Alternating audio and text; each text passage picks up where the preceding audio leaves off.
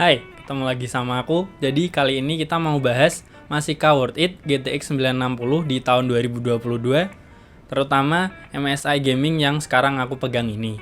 Sebelum itu, buat kalian yang baru aja nonton channel ini, selamat datang. Di channel ini aku bahas soal teknologi, tapi baru ada GPU sama keyboard aja sih. But who knows, siapa tahu kedepannya bakal bahas yang lain-lain juga. Jadi kalau kalian tertarik atau suka sama konten-konten yang aku bikin, boleh banget nih klik tombol subscribe di bawah.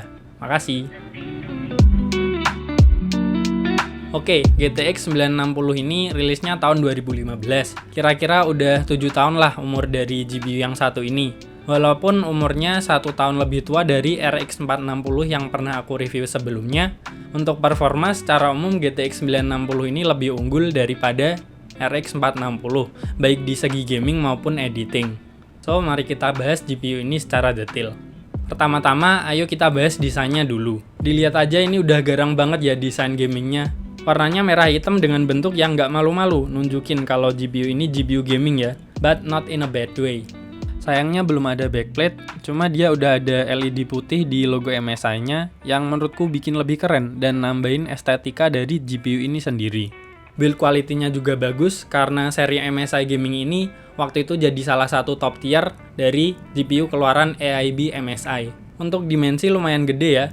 Panjangnya 267 mm, lebar coolernya sekitar 110 mm, dengan ketebalannya sendiri itu dual slot. Untuk berat GPU-nya sendiri itu di 757 gram, dan ini menurutku cukup berat ya, karena di PC-ku sendiri itu agak sagging. Itu entah karena casingku, motherboardku, atau mungkin dari GPU-nya sendiri. Intinya kalau kalian pakai GPU ini dan sagging juga, itu mungkin kalian perlu yang namanya GPU holder bracket kayak gini. Karena aku sendiri ada pengalaman pakai GPU yang sagging. Awalnya aku pakai itu nggak ada masalah ya, tapi lama-kelamaan kok nggak nampil. Setelah aku cek-cek kok ternyata GPU-nya miring, dan kayaknya itu pin PCIe-nya tuh nggak connect semua. Jadi waktu itu kuakalin pakai penghapus yang ditumpuk-tumpuk, tapi ya itu mengurangi estetika ya. That's why aku saranin kalian kalau ada masalah sagging di GPU, kalian beliin aja GPU holder bracket. Selanjutnya untuk desain cooling, dia udah pakai 100 mm dual fan dengan teknologi yang dinamai MSI itu Twin Frozr V. Di heatsinknya sendiri, sirip-siripnya lumayan tipis dan itu ada banyak ya. Terus di heatsinknya sendiri itu ada 3 heat pipe.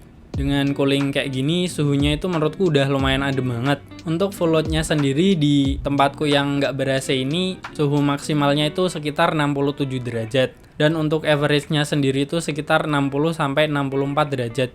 Jarang banget nyentuh 65 derajat. Untuk display output-nya ada 1 kali DVI, 1 kali HDMI 2.0, dan 3 kali DisplayPort 1.4a.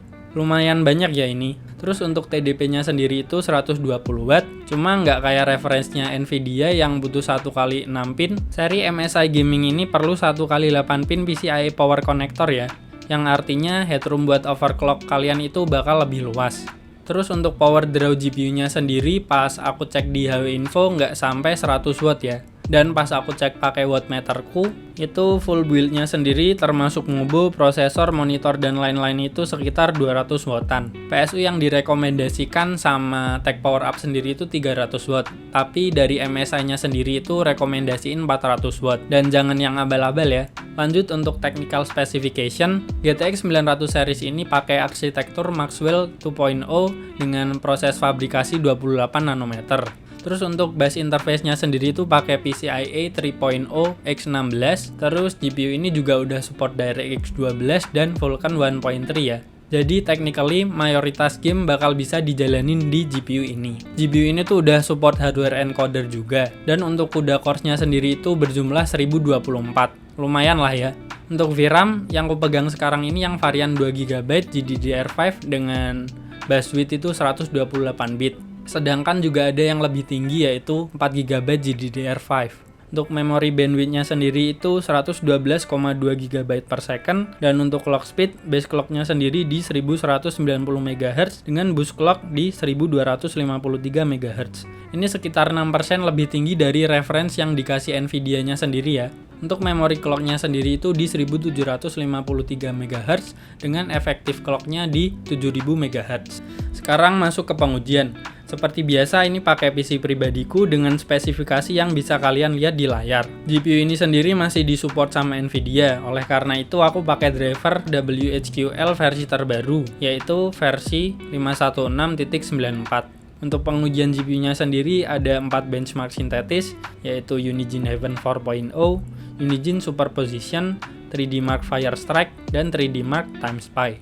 Untuk gamenya sendiri ada GTA 5, RDR2, Genshin Impact, Valorant, PES 2021, Final Fantasy VII Remake, Need for Speed Heat, Marvel Spider-Man Remastered, God of War, Elden Ring, Cyberpunk 2077, dan terakhir game yang katanya bakal jadi saingan Genshin Impact, yaitu Tower of Fantasy. Dan untuk produktivitas aku cuma tes di render video aja pakai Premiere Pro 2020 sama 2022. Disclaimer dulu, kalau menurut kalian gamenya kebanyakan, bisa kalian skip-skip.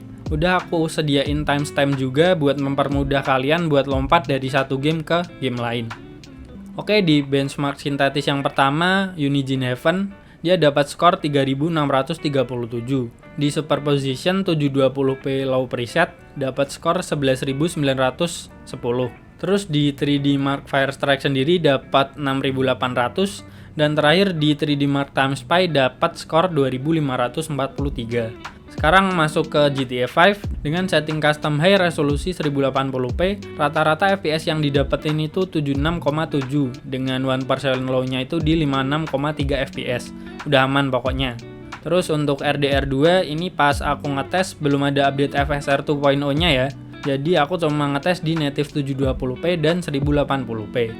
Di 720p untuk settingan terendah dapat rata-rata 71 fps, terus settingan otomatis gamenya dapat 50,7 fps, dan setting optimize medium dapat 58,8 fps. Terus untuk resolusi 1080p, di setting terendah dia dapat rata-rata 43,4 fps, dan di settingan otomatis dapat 32,9 fps, dan terakhir di settingan optimize medium dapat 38,4 fps. Kalau aku sendiri mungkin lebih pilih di 720p dengan setting optimize medium aja ya, karena menurutku visualnya udah lumayan oke dan FPS yang didapetin pun juga udah oke. Masuk ke Cyberpunk 2077, di sini aku main di 720p aja dengan low preset dan teksturnya juga di low. Untuk native 720p dapat rata-rata 53,3 fps dan pas FSR-nya dinyalain, rata-ratanya naik jadi 66,4 fps. Perlu diketahui FSR di Cyberpunk 2077 ini masih yang versi pertama ya. Sebenarnya ada sih mod buat FSR 2.0, tapi aku sendiri belum cobain. Mungkin kapan-kapan bakal aku coba. Atau mungkin nunggu official update dari CD Projekt Red-nya sendiri, siapa tahu nambahin FSR 2.0. Intinya di 720p udah aman sih main game ini. Mungkin ini juga masih bisa lah kalau kalian mau naikin resolusi atau otak-atik settingannya. Terus lanjut ke Genshin Impact, di sini aku tes di resolusi 1080p dan cuma tes di medium sama high preset aja.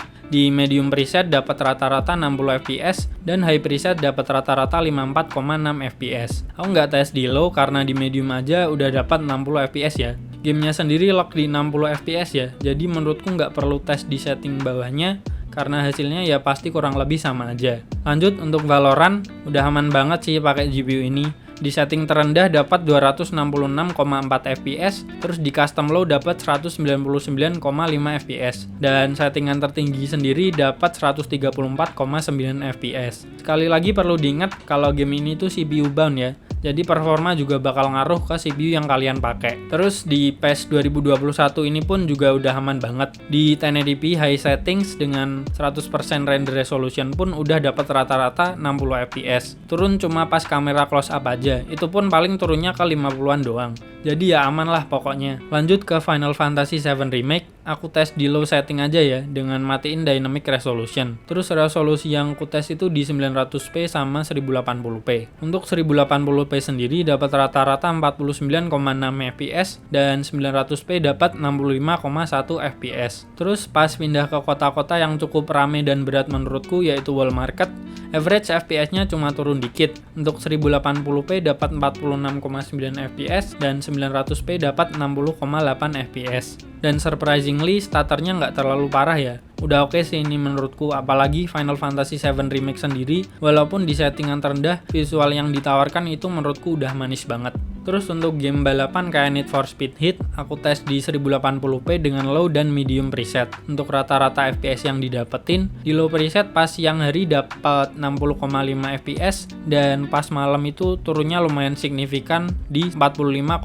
fps. Terus untuk medium di siang hari dapat rata-rata 50,2 fps dan pas malam turun jadi 39,3 fps. Tapi ini masih bisa kalian otak-atik lagi ya settingannya biar bisa dapat performa dan visual yang sesuai ekspektasi kalian. Lanjut ke game AAA eksklusif PlayStation yang baru-baru ini rilis di PC, yaitu Marvel Spider-Man Remastered. Di sini aku tes di resolusi 1080p. Terus game ini juga udah mendukung FSR 2.0 ya. Jadi aku aktifin sekalian. Dan aku tes di dua preset yaitu low dan medium. Di low preset dapat rata-rata 61,3 fps dan di medium preset dapat 51,4 fps. Sekilas lumayan ya ini, tapi pas kita lagi jalan-jalan gitu di area yang banyak crowdnya itu fps-nya bakal turun sekitar 10-15an fps. Tapi nggak masalah sih menurutku karena mayoritas kita main game ini juga bakal sering-sering web swinging ya, dan nggak sering-sering di bawah juga. Jadi surprisingly ya udah lumayan oke di game ini. Lanjut ke God of War. Di sini aku tes di 3 resolusi dengan setting low preset dengan unlock frame rate. Terus FSR-nya juga aku nyalain di ultra quality. Di 720p dapat rata-rata 71,2 fps, terus di 900p dapat rata-rata 59,6 fps dan di 1080p dapat rata-rata 49,3 fps. Kalau aku sendiri mungkin bakal kuotak-atik lagi settingannya dan main di resolusi 900p. Ya melihat di 900p sendiri rata-ratanya hampir nyentuh 60 fps. Selanjutnya, untuk Elden Ring sendiri aku tes di 3 resolusi dan cuma tes di low settings dengan anti-aliasing-nya itu di set ke high. Di 720p dapat average 56,6 fps, terus di 900p dapat average 51,4 dan 1080p dapat average 41,3 fps. Untuk performanya udah lumayan oke ya. Di 1080p pun masih dapat di atas 40 fps, yang menurutku sendiri batas minimum fps yang lumayan nyaman buat main game. Untuk game terakhir ini ada Tower of Fantasy, game yang katanya bakal nyaingin Genshin Impact. Di game ini sendiri aku cuma nyoba di 1080p balance setting, tapi teksturnya aku bikin ke original dan anti-aliasing-nya itu kuset ke 4 kali. Dan untuk frame limiternya sendiri kuset ke 120 fps. Di settingan ini dapat rata-rata 71 fps dengan 1%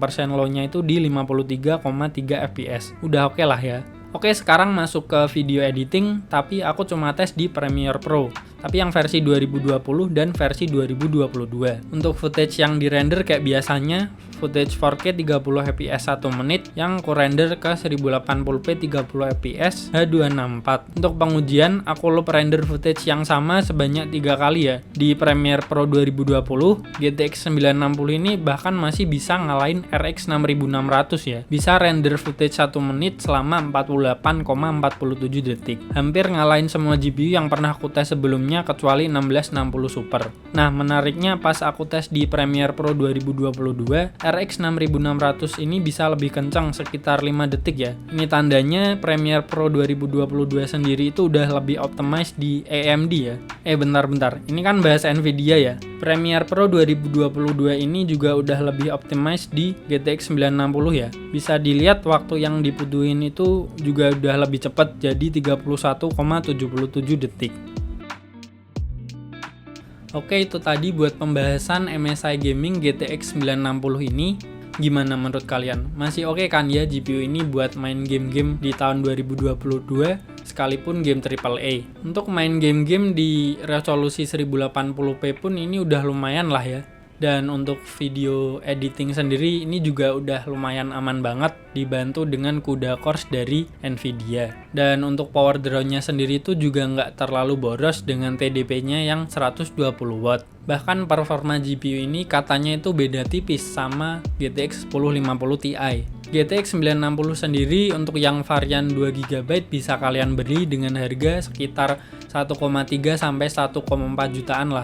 Dan untuk yang varian 4GB sendiri itu bisa kalian dapetin dengan harga kisaran 1,5 sampai 1,7 jutaan. Tapi untuk 4GB dengan harga segitu mungkin lebih baik kalian ambil GTX 1050 Ti aja ya. Walaupun ada kemungkinan kalian perlu nambah dikit. GTX 1050 Ti yang ku maksud di sini itu yang second ya, bukan yang baru.